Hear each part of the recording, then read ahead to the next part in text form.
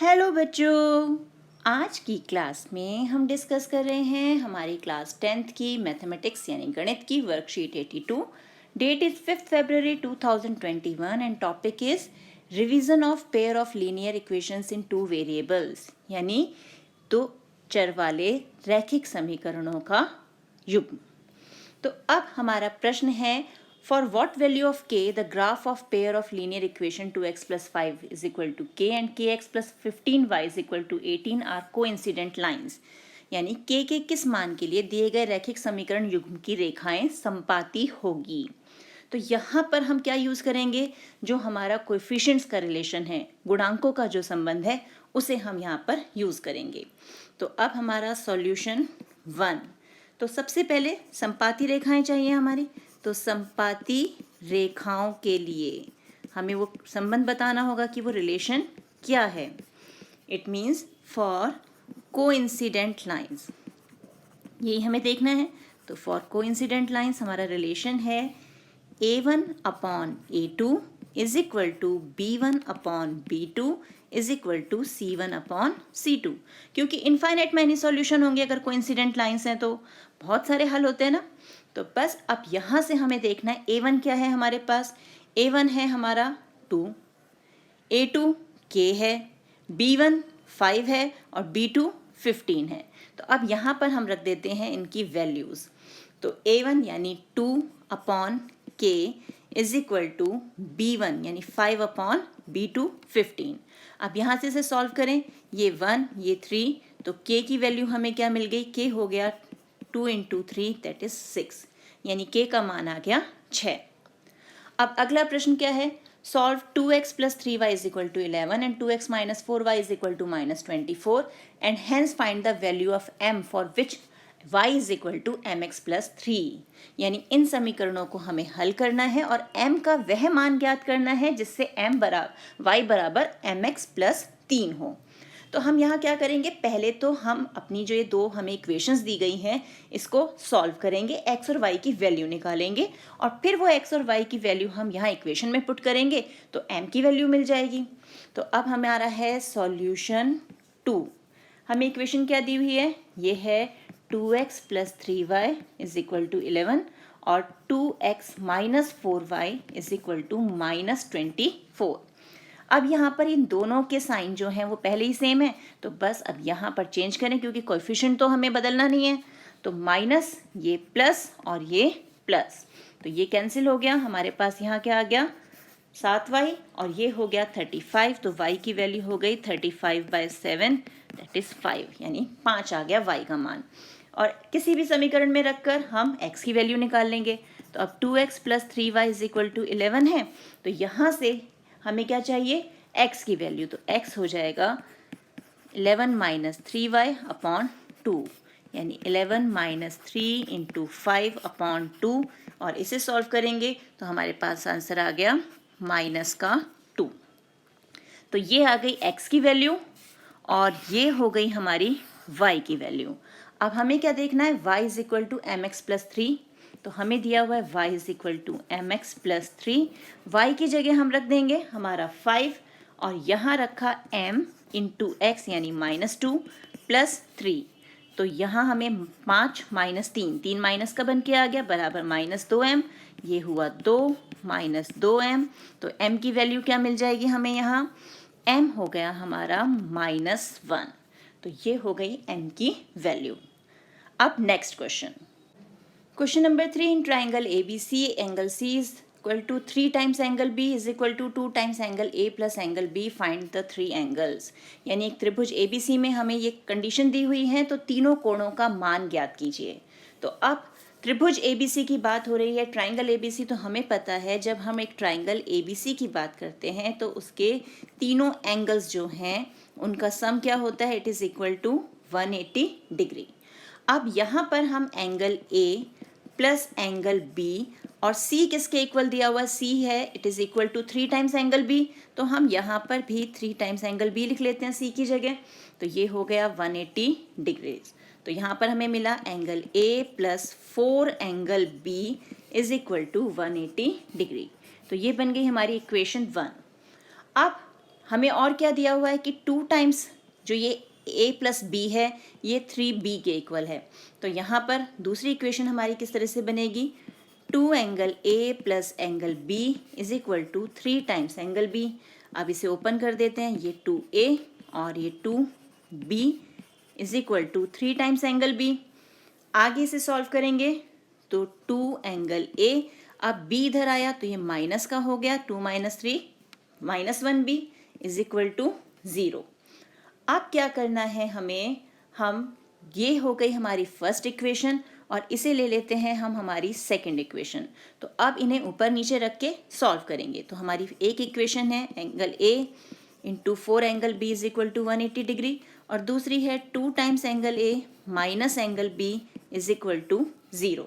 अब इस इक्वेशन को हम 2 से मल्टीप्लाई कर दें तो हमारे पास क्या आ गया, 2 angle a plus 8 angle b is equal to 360 degree और नीचे 2 angle a minus angle b is equal to 0। अब साइन चेंज करें, यहाँ माइनस यहाँ प्लस ये माइनस, ये तो कैंसिल हो गया। तो हमारे पास आया 9 angle b is equal to 360 degree. तो एंगल b हो गया हमारे पास 40 डिग्री। तो ये एंगल b की वैल्यू आ गई। अब एंगल c हमें पता है 3 टाइम्स एंगल b है, यानी 3 इंटू 40 डिग्री, तो ये मिल गया 120 डिग्री। तो अब c और b हमारे पास है, तो एंगल a क्या हो जाएगा, 180 में से हम इन दोनों का सम माइनस कर दें, यानी 120 प्लस 40, तो 180 डिग्री माइनस 160 डिग्री और ये मिल गया हमें 20 डिग्रीज। तो हमारे पास अब एंगल ए बी सी तीनों की वैल्यूज आ गई। अब नेक्स्ट क्वेश्चन क्या है हमारा, नेक्स्ट है for what value of k the system of equation k x plus 3y is equal to 1 12x plus k y is equal to 2 has no solution, यानी के किस मान के लिए रैखिक समीकरण युग्म जो हमें दिए गए हैं इनका कोई हल नहीं है। तो अब हमें कंडीशन कौन सी लगानी है जिसमें हमें कोई भी सॉल्यूशन नहीं मिलता, कोई भी हल नहीं मिलता। तो अब ये है सॉल्यूशन हमारा 4, कोई हल नहीं। हमें ये कंडीशन दी है तो हम लिख लेते हैं कोई हल नहीं, यानी फॉर नो सॉल्यूशन। हमारी कंडीशन क्या होती है कि a1 upon a2 is equal to b1 upon b2 is not equal to c1 upon c2। अब यहाँ पर हम ले लेते हैं a1 क्या है हमारा, वो है k, तो k ले लिया। a2 ये रहा हमारे पास 12 लिख लिया। b1 है 3, ये आ गया 3। b2 कितना है हमारा, वो है k लिख लिया यहाँ पर, और is not equal to c1, 1 यहाँ 1 आ गया और c2 है हमारा 2। अब पहले जो ये दो हैं हमारे, इन्हें हम कंपेयर कर लेते हैं। तो ये हो गया k upon 12 is equal to 3 upon k। अब ये यहाँ मल्टीप्लाई होगा और ये यहाँ, तो हमारे पास क्या आ गया, k square is equal to 36, यानी k की वैल्यू हो गई √36। और हमें पता है रूट में से हमें दो वैल्यूज मिलती हैं, एक प्लस की और एक माइनस की, और ये आ गया 6। अब हमें से प्लस माइनस में से कौन सा हमारा k की वैल्यू ऐसी होगी जिसके लिए जो इक्वेशंस हमें दी गई हैं इसका कोई भी सॉल्यूशन नहीं होगा। तो हम क्या करेंगे, अब k की वैल्यू हमारे जो लास्ट दो हैं रेशोज जो हैं इसमें रख के सॉल्व करके देखते हैं। अगर हम 6 रखते हैं तो 3 अपॉन 6 ये तो 1/2 हो गया, और हम कह रहे हैं ये 1/2 के इक्वल नहीं होना चाहिए। तो नेक्स्ट हम रख लेते हैं 3 अपॉन -6, ये आया -1/2, यानी हमारे k की वैल्यू -6 के लिए इसका कोई भी सॉल्यूशन नहीं होगा, यानी ये है हमारा आंसर। तो हम +6 को डिस्कार्ड करेंगे और k इज इक्वल टू -6 जो है वो हमारा इसके लिए सॉल्यूशन होगा। अब नेक्स्ट है the linear pair of equation 3k + 1 × x + 3y - 5 is equal to 0 and 2x - 3y + 5 is equal to 0 have infinitely many solution, find the value of k। यानी यदि रैखिक समीकरण युग्म जो है हमें जो दिए हुए हैं इसके अनगिनत हल हों तो k का मान ज्ञात कीजिए। अब आप देखो यही प्रश्न इसी तरह से हमें पहले पूछा गया कि संपाती रेखाएं हो, कोइंसिडेंट लाइंस हो, और यहाँ पर आप वही हमें फॉर्मूला यूज़ करना है, लेकिन यहाँ वर्ड क्या यूज़ हो रहा है, इनफाइनाइट मैनी सॉल्यूशन यानी अनगिनत हल। तो बेटा चाहे वो अनगिनत हल पूछे, चाहे वो संपाती रेखाएं बोलें, यानी इनफाइनाइट सॉल्यूशन हो या कोइंसिडेंट लाइन हो, हमारा मेथड जो है सॉल्व करने का वो वही रहेगा। तो अब यहाँ पर हम क्या लिखेंगे, फॉर इनफाइनाइट मैनी सॉल्यूशन। वहाँ हमने लिखा था फॉर कोइंसिडेंट लाइन, तो फॉर इनफाइनाइट मैनी सॉल्यूशन यानी अनगिनत हल के लिए, हिंदी में क्या बोलेंगे, अनगिनत हल के लिए। तो अब ये क्वेश्चन अगर हमारा 1 मार्क में आता है तो हमें ये सब कुछ लिखने की ज़रूरत नहीं, हम सीधे सॉल्व करेंगे। लेकिन 2 या 3 मार्क के लिए हमें स्टेप बाय स्टेप इसे सॉल्व करना होगा। तो अब यहाँ पर आ गया a1/a2 is equal to b1/b2। अब इज इक्वल टू या नॉट इक्वल टू, शाबाश, इज इक्वल टू c1/c2। अब यहाँ पर a1 की जगह हमारे पास है पूरा 3k+1, तो यहाँ हम उसकी वैल्यू रख देते हैं 3k+1 डिवाइड बाय a2 है हमारा 2, तो 2 रख दिया। b1 है 3 ले लिया, और b2 वो है -3। मैं आपको बार बार ये बताती हूँ बेटा, जब भी हम कोई भी गुणांक कोएफिशिएंट लेंगे वो उसके साइन के साथ आएगा। आप 3 मत लिखना, -3 है तो -3 ही यहाँ पर आएगा। और इज इक्वल टू c1 है हमारा -5 और c2 है 5, ये हमने लिख लिया। तो पहले दो जो हैं इन्हें हम कंपेयर कर लेते हैं। तो 3k+1 अपॉन में 2 इज इक्वल टू 3/-3, तो ये हो गया 1। आप इसे आगे सॉल्व किया तो हमें क्या मिलेगा, ये -1 तो यहाँ हुआ मल्टीप्लाई 3k+1 और 2 पहुँच गया यहाँ। अब इसे ब्रैकेट को खोला तो -3k -1 is equal to 2, -3k is equal to 2 + 1, तो k हो गया 3/-3, दैट इज -1। तो ये आ गई हमारी k की वैल्यू, जिसके लिए जो हमें पेयर दिया गया इक्वेशन का युग्म जो दिया गया है उसके इनफाइनाइट मैनी सॉल्यूशन यानी अनगिनत हल होंगे। अब आ जाते हैं नेक्स्ट क्वेश्चन पे। नेक्स्ट क्वेश्चन क्या है, solve for x and y। तो यहाँ हमें इक्वेशन दी हुई है, उसके x और y के लिए हमें उसे हल करना है। तो अब क्योंकि यहाँ बताया नहीं है कि हमें ग्राफिकल मेथड से करना है या हमें एलिमिनेशन मेथड करना है, विलोपन विधि करनी है, कोई विधि नहीं बताई, तो यहाँ हम जो विधि हमें इजी लगती है, जो हम जिसमें हम कंफर्टेबल हैं, वो मेथड जो है हम यूज़ कर सकते हैं। तो ये अब सॉल्यूशन हमारा 6, इक्वेशन दी है 2x - y + 3 is equal to 0, 3x - 5 + 1 is equal to 0। तो अब इसे चेंज करके लिखें, थोड़ा सा अरेंज करते हैं। ये हो गया -3 और ये हो गया 3x - 5y is equal to -1। तो हम एलिमिनेशन मेथड यूज़ करेंगे यानी विलोपन विधि। तो उसके लिए सबसे पहले क्या करना होगा, हमें इसके जो कोएफिशिएंट है, गुणांक जो हैं वो सेम करने होंगे। तो चाहे हम वो x के लिए करें चाहे y के लिए करें, तो हम यहाँ y का करके देख रहे हैं। तो इस इक्वेशन को हम 5 से यानी 5 से मल्टीप्लाई कर रहे हैं। तो हमारे पास आ गया यहाँ 10x - 5y is equal to -15, और नीचे वाली इक्वेशन जो है वो एज इट इज़ रही, ये हो गया -1। अब यहाँ दोनों के साइन, इन दोनों के साइन सेम है तो हम साइन चेंज कर देते हैं, ये माइनस, ये प्लस और ये प्लस। तो यहाँ हमें कितना मिल गया, ये हो गया हमारा 7x, ये तो दोनों कट गए, इज इक्वल टू यहाँ कितना आया -14। तो x कितना हो जाएगा हमारा, x की वैल्यू आ गई -14/7 यानी -2। जब हमें x मिल गया, अब तो हमें पता है किसी भी एक इक्वेशन में, जैसे हमने इक्वेशन ले ली 2x - y + 3 is equal to 0, यहाँ से हम y की वैल्यू ले लेंगे, y हो जाएगा 2x + 3, तो बस x की वैल्यू पुट कर देते हैं। ये हमने -2 रख दिया और यहाँ से हमें मिला -4 + 3 यानी y की वैल्यू आ गई -1। तो अब हमने इसे सॉल्व कर लिया, क्योंकि मेथड स्पेसिफाई नहीं था इसलिए हम कोई भी मेथड यहाँ यूज़ कर सकते हैं।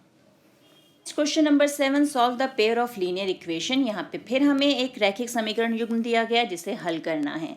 अब यहाँ जो है इनके गुणांक देखो, कोएफिशिएंट्स देखने में कितने बड़े लग रहे हैं, ऐसा लग रहा है अरे इन्हें सॉल्व कैसे करेंगे, ये तो इतने लंबे लंबे मल्टीप्लिकेशन, अगर हमने सब्स्टिट्यूशन यूज़ किया तो भी बहुत लंबा हो जाएगा और विलोपन विधि यूज़ की तो भी लंबा हो जाएगा।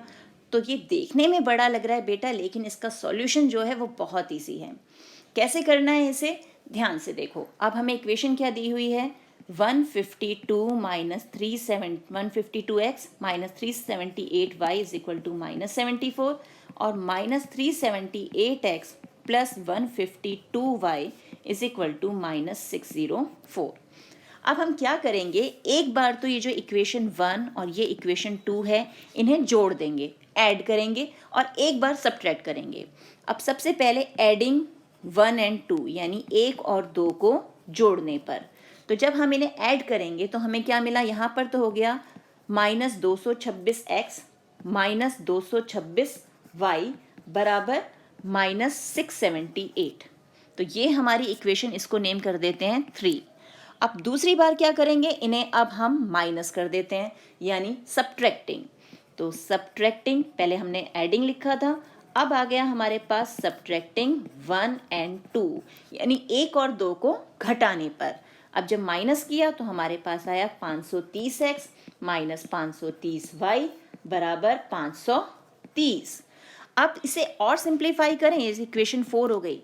अब ये 226 जो है, इस पूरी इक्वेशन को 226 से हम भाग करें तो यहाँ पर आ गया हमारे पास x, क्योंकि हम माइनस 226 से कर देते हैं, यहाँ सबके पास माइनस है, तो x plus Y is equal to 3।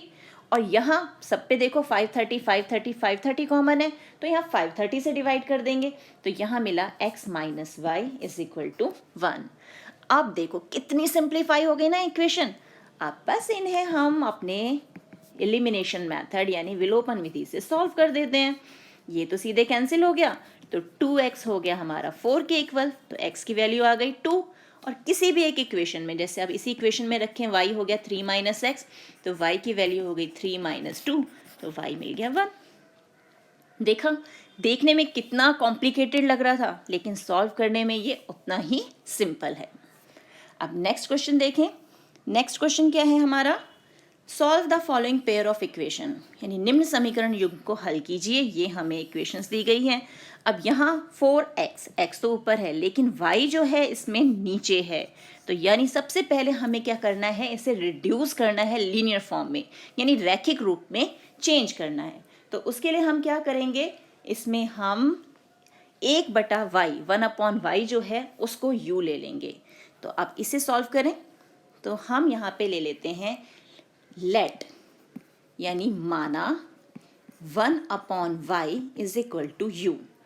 अब जैसे ही हमने इसे u लिया तो ये इक्वेशन क्या बन जाएगी, ऊपर तो 4x, ये तो एज इट इज है, प्लस 6 1/y की जगह ये हो गया 6u इज इक्वल टू 15। और दूसरी भी ऐसी चेंज होगी, यानी 6x minus 8u is equal to 14। अब ये बन गए सिंपलेस्ट फॉर्म में, लीनियर फॉर्मेट में आ गया।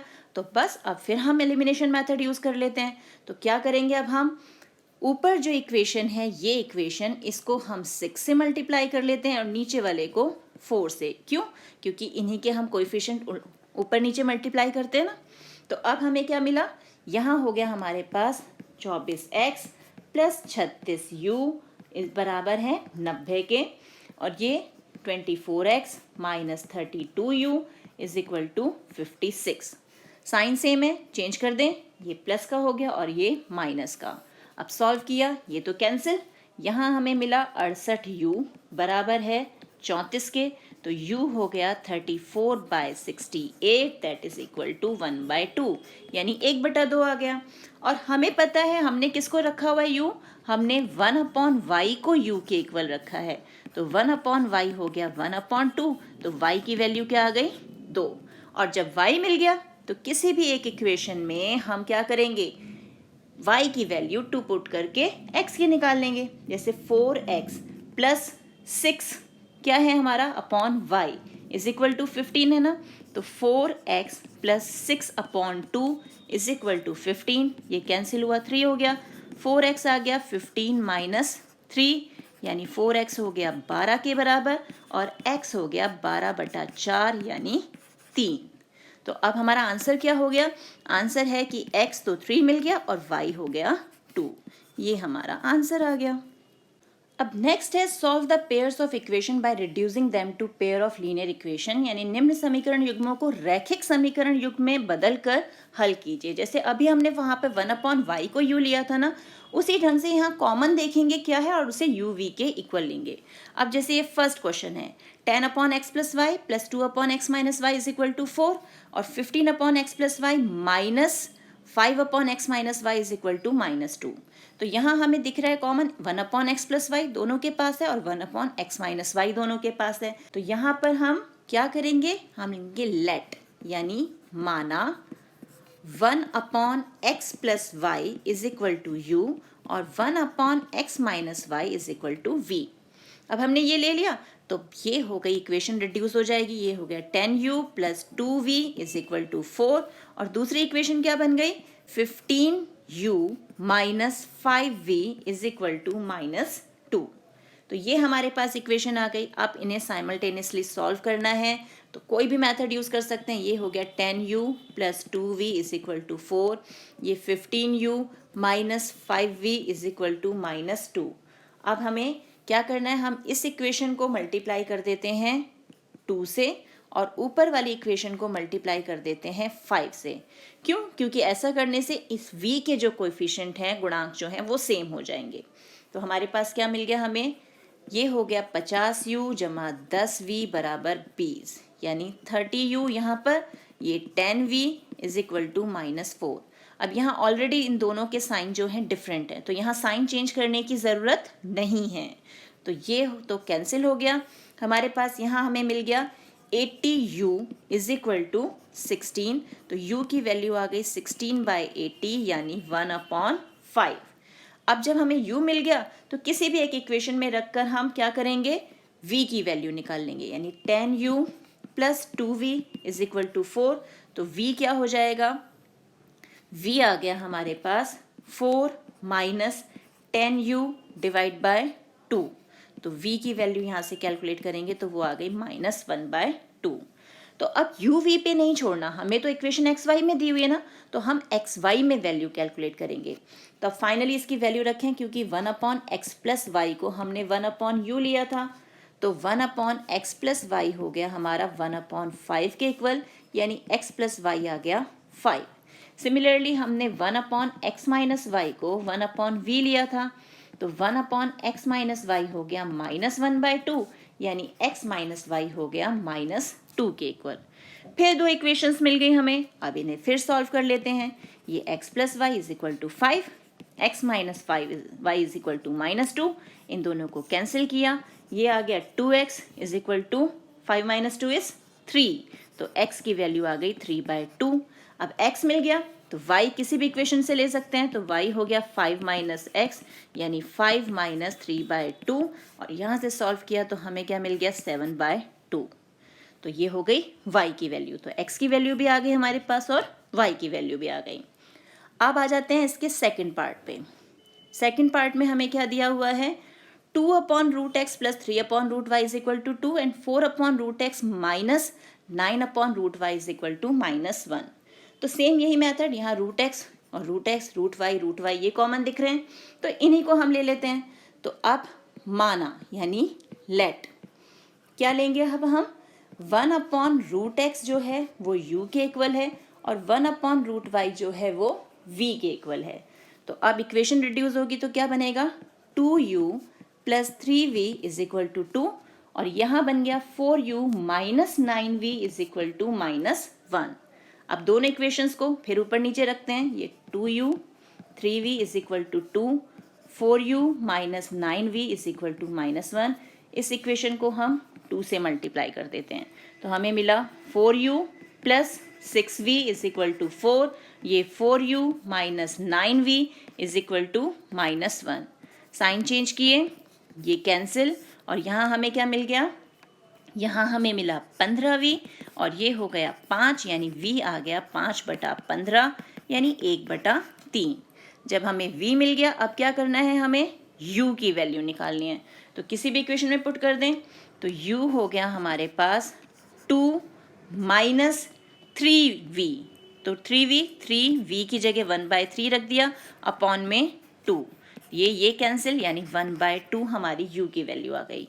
अब जब हमने 1/u और ये निकाल लिया हमारा, तो हमें पता है हमने क्या रखा था, 1/√x को रखा था, 1 हमारा u था, तो वो है हमारा किसके इक्वल, 1/2 के इक्वल। तो x की वैल्यू क्या आ गई यहाँ पर, 4। और ऐसे ही हमने 1/√y को v के इक्वल रखा है, यानी 1/√y इज इक्वल टू 1/3। तो y की वैल्यू मिल गई यहाँ पे 9। हो गया ये सॉल्व। नेक्स्ट है draw the graphs of the equation x minus Y plus 1 is equal to 0 and 3x plus 2y minus 12 is equal to 0। Determine the coordinates of the vertices of the triangle formed by these lines and the x axis and also the shade the triangular region. यानी समीकरणों के लिए पहले graph खींचना है हमें, फिर x अक्ष और इन रेखाओं से बने त्रिभुज के शीर्षों के निर्देशांक भी ज्ञात करने हैं और त्रिभुजाकार पटल को छायांकित करना है। यानी पहले तो सॉल्यूशन सेट निकालेंगे, फिर ग्राफ बनाएंगे और फिर देखेंगे कहाँ पर वो ट्राइंगल वाली शेप बन रही है, हमारा त्रिभुज बन रहा है। तो पहले सॉल्यूशन निकालें, तो हमें इक्वेशन क्या दी हुई है, x minus Y plus 1 is equal to 0 और दूसरी दी हुई है 3x plus 2y minus 12 is equal to 0। तो यहाँ से y हो गया x प्लस 1 के इक्वल और यहाँ y हो गया 12 माइनस 3x अपॉन 2 के इक्वल। फिर क्या करना है, हमें बनाना है हमारा बॉक्स। तो ये हमारा बॉक्स बन गया, ये x की वैल्यू और ये y की। ऐसे ही एक बॉक्स हमारा यहाँ बनेगा, यहाँ भी हम वैल्यूज़ रखेंगे x के लिए और y की वैल्यू निकालेंगे। तो सबसे पहले x को रख देते हैं हम 0। तो अब जब x को 0 रखा तो y is equal to 0 plus 1 यानी 1 आ गया, तो 1 हो गई y की वैल्यू। अब हम रख देते हैं इसे 2, तो y इज इक्वल टू क्या आएगा यहाँ पर, 2 प्लस 1 यानी आ गया 3, तो ये आ गया 3। और अब रखते हैं 3 रख लिया, तो y is equal to 3 plus 1 यानी 4, तो ये आ गया 4। अब यहाँ भी इसी तरह वैल्यू रखते हैं, यहाँ रख दिया 0, तो y क्या हो जाएगा, 12 माइनस 3 इंटू 0 अपॉन 2 यानी 12/2, ये आ गया हमारे पास 6 यानी 6 आ गया, ये लग दिया 6। अब रखेंगे हम x की वैल्यू को 2 रख लेते हैं, तो 12 माइनस 3 इंटू 2 अपॉन 2, तो यहाँ 12 माइनस 6 अपॉन 2 यानी 6/2, ये वैल्यू आ गई 3, ये 3 लिख लिया। और अब की बार रखेंगे हम 4, तो 12 माइनस 3 इंटू 4 अपॉन 2, तो 12 माइनस 12 अपॉन 2 दैट इज 0, तो यहाँ पर आ गया हमारे पास 0। तो ये तो आ गया सॉल्यूशन सेट। अब बनाना है इसके लिए हमें ग्राफ। तो ग्राफ तो हमें ड्रॉ करना आता है, क्या करना है हमें, ये ले लिया हमारा y एक्सिस हो गया और ये हमारा हो गया x एक्सिस, तो यहाँ लिख दिया ये x, ये हो गया y, ये हमारा मूल बिंदु यानी ओरिजिन। अब 1 2 3 4 5, 1 2 3 4 5, यहाँ आएगा -1 -2 -3 -4 -5, तो -1 -2 -3 -4 -5, ऊपर भी 1 2 3 4 5, तो ये नंबर्स लिख दिए इसके भी इक्वल डिस्टेंस पे। और यहाँ पर हमारा किस में चलेगा, माइनस में, तो -1 -2 -3 -4 -5, ये बन गया ग्राफ हमारा। अब इसमें हमें पॉइंट्स प्लॉट करने हैं, तो पहला वाला ग्राफ ले लेते हैं, उसके पॉइंट्स प्लॉट करते हैं। तो 0 एंड 1, तो 0 और 1 यानी हमारा कौन सा पॉइंट हो गया, ये हो गया 0 1 के लिए। फिर 2 3, तो 2 और 3, तो यहाँ से गए, ये आया हमारा 2 3, ये मिल गया। फिर नेक्स्ट है 3 4, तो 3 4 यानी 3 से सीधे गए और यहाँ हमें 4 पे रुक गए, ये हो गया। अब इसके लिए लाइन ड्रॉ कर देते हैं, तो ये हो गई हमारी स्ट्रेट लाइन इस ग्राफ के लिए। ठीक, इन पॉइंट्स को ज्वाइन करते हुए हमने लाइन ड्रॉ कर ली। अब सेकंड ग्राफ 0 6 का मतलब हमें यहाँ पर एक पॉइंट और लेना होगा, ये हो गया 6 यानी ये आ गया एक पॉइंट। फिर 2 3 यानी फिर से यही पॉइंट आया हमारे पास। फिर 4 0 का मतलब x पे तो 4 है लेकिन y की कोई वैल्यू नहीं है, नहीं यहीं पर x एक्सिस पर ही ये पॉइंट होगा। अब इसको ज्वाइन कर देते हैं इन पॉइंट्स को, तो हमें लाइन मिल गई ये स्ट्रेट, तो ये हमारी लाइन आ गई यहाँ पर। अब यहाँ पर जो हमें ट्राइंगल शेप मिल रही है उसके कोऑर्डिनेट्स हमें बताने हैं और फिर उसे क्या करना है, शेड करना है। तो हमारे कोऑर्डिनेट्स कौन कौन से हैं, एक तो हो गया ये यानी x पे 2 y पे 3, दूसरा हो गया यहाँ जो x एक्सिस पे कट कर रहा है x पे -1 और y तो 0 है, और तीसरा ये भी x एक्सिस पे ही है तो इसके कोऑर्डिनेट है x पे 4 और y पे 0। तो ये तो हमारे ट्राइंगल के कोऑर्डिनेट्स यानी निर्देशांक हो गए।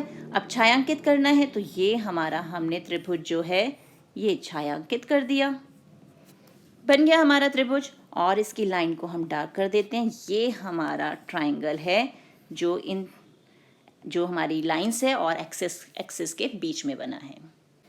नेक्स्ट है motor boat can travel 30 kilometre upstream and 28 downstream in 7 hours. It can travel 21 kilometre upstream and return in 5 hours. Find the speed of the boat in still water and the speed of the stream. यानी एक motor boat धारा के प्रतिकूल 30 kilometre और धारा के अनुकूल 28 kilometre जाने में 7 घंटे का समय लगाती है। धारा के प्रतिकूल 21 किलोमीटर जाकर 5 घंटे में वापस आ सकती है। यानी अनुकूल भी जा रही है 21 किलोमीटर और प्रतिकूल भी जा रही है। शांत जल में मोटर बोट की चाल और धारा की चाल ज्ञात कीजिए। तो अब हम इसे सॉल्व करते हैं। तो अब हमें बोट की स्पीड निकालनी है स्टिल वाटर में, यानी मोटर बोट की चाल शांत जल में क्या होगी, और धारा का प्रवाह भी निकालना है। तो उन्हीं को हम x और y ले लेंगे। तो हमने मान लिया let the speed of boat in still water is x kilometre per hour, माना शांत जल में मोटर बोट की चाल x किलोमीटर पर आवर है। और उसी तरह धारा का प्रवाह यानी स्पीड ऑफ स्ट्रीम जो है वो हमने y किलोमीटर पर आवर ले लिया। तो जब हम बोट को अपस्ट्रीम चलाएंगे यानी प्रतिकूल धारा जिस डायरेक्शन में बह रही है उसके अपोजिट हम जाएंगे, तो वो धारा जो है हमारी स्पीड को कम करने की कोशिश करेगी, वो हमें अपोजिट डायरेक्शन में फोर्स करेगी। तो इसलिए स्पीड क्या हो जाएगी, मोटर बोट की जो स्पीड है उसमें से हम जो हमारी स्ट्रीम है यानी धारा की जो स्पीड है वो माइनस कर देंगे। सिमिलरली जब हम डाउन स्ट्रीम जाएंगे यानी धारा के अनुकूल उस दिशा में चलेंगे, तो धारा की जो स्पीड है वो हमारी जो मोटर बोट है उसकी स्पीड को और सपोर्ट करेगी। तो यानी हम यहाँ इस केस में इन दोनों को प्लस करेंगे। ध्यान ये रखना है कि जो स्पीड ऑफ स्ट्रीम है वो माइनस होगी किस में से, बोट की स्पीड में। यानी हर बार हम बोट की चाल में से ही या तो जो हमारी प्रतिकूल जा रहे हैं स्ट्रीम की जो स्पीड है, धारा की जो स्पीड है वो माइनस होगी, और अगर हम अनुकूल जा रहे हैं तो वो प्लस होगी। अब नेक्स्ट हमें पता है कि स्पीड है चाल वो होता है डिस्टेंस अपॉन टाइम यानी दूरी बटा समय। तो अब यहाँ से अगर हम टाइम कैलकुलेट करें तो टाइम क्या आ गया, डिस्टेंस अपॉन स्पीड। तो अब यहाँ पर 30 किलोमीटर्स वो जा रहा है डाउन स्ट्रीम यानी अनुकूल, तो यहाँ पर उसका टाइम हो गया 30 अपॉन एक्स प्लस वाई, और अप स्ट्रीम में 28 किलोमीटर्स तो 28 अपॉन एक्स माइनस वाई, और वो 7 आवर्स में 7 घंटे में हो रहा है। तो ये आ गई हमारी इक्वेशन 1। सिमिलरली अब यहाँ पर 21 अपॉन एक्स प्लस वाई हो गया और 21 upon x minus Y is equal to 5, तो ये दूसरी इक्वेशन आ गई हमारे पास। तो अब इसे हमने रिड्यूस करना है लीनियर फॉर्मेट में यानी रैखिक रूप में बदलना है। तो आगे का मेथड हमारा जैसे हम क्वेश्चन सॉल्व करते हैं कि let 1 upon x plus Y is equal to u और 1 upon x minus Y is equal to v. तो इक्वेशन चेंज होगी 30u और 28v plus is equal to 7 और 21u plus 21v is equal to 5। अब क्या करेंगे कि इनके कोएफिशिएंट यानी गुणांक सेम करने के लिए हम इस पूरी इक्वेशन को 21 से और इसे 30 से गुणा कर देते हैं। तो हमारे पास क्या आ गया, इन्हें गुणा करके इक्वेशन बन गई ये। और यहाँ से आप साइन चेंज किए हमने, ये माइनस ये माइनस ये माइनस, तो ये तो कैंसिल हो गया। हमारे पास आ गया 40v 2v is equal to 3 और v की वैल्यू मिल गई 1/14। और v की वैल्यू मिल गई तो v की वैल्यू हम किसी भी एक इक्वेशन में, मान लीजिए हमने इसी इक्वेशन में पुट किया, वहाँ से हमें u की वैल्यू मिल जाएगी 1/6। अब हमने uv किसको माना हुआ है, 1 अपॉन एक्स प्लस वाई को हमने u माना है और 1 अपॉन एक्स माइनस वाई को v माना है। तो इसे कंपेयर करें अगर हम, तो 1 upon x plus Y is equal to 1/6, तो इसका मतलब x प्लस वाई आ गया 6 के equal. Similarly 1 upon x minus Y is equal to 1/14, तो x माइनस वाई आ गया 14। फिर इसे सॉल्व कर रहे हैं यानी ये दोनों कैंसिल, सिंपली इक्वेशंस को जोड़ना है, ऐड कर रहे हैं। तो 2x आ गया 20 के इक्वल और फिर x मिल गया हमें 10। जब x मिल गया तो इट मीन्स हमने किसको माना था x हमने x माना था speed of boat in still water यानी शांत जल में मोटर बोट की चाल, तो वो उत्तर आ गया हमारा 10 किलोमीटर पर आवर। तो हो गया ये सॉल्व। अब नेक्स्ट क्वेश्चन देखते हैं। Question number 12 is 8 women and 12 men can complete a work in 10 days while 6 women and 8 men can complete the same work in 14 days. Find the time taken by one woman alone and that one man alone to finish the work. यानी 8 महिलाएं और 12 पुरुष किसी कार्य को मिलकर 10 दिन में पूरा करते हैं, जबकि 6 महिलाएं और 8 पुरुष उसी कार्य को 14 दिन में पूरा कर सकते हैं। एक महिला और एक पुरुष द्वारा अकेले इस कार्य को करने में कितने दिन लगेंगे? तो ये क्वेश्चन हम पहले भी डिस्कस कर चुके हैं, तो इस क्वेश्चन से जो हमारी रिलेटेड वीडियो है वो बेटा मैं उसका लिंक डिस्क्रिप्शन बॉक्स में दे रही हूँ, आप वहाँ से इस क्वेश्चन को सॉल्व कर सकते हैं। तो ये है हमारी आज की वर्कशीट। मिलते हैं एक और वीडियो में, तब तक keep practising and enjoy maths.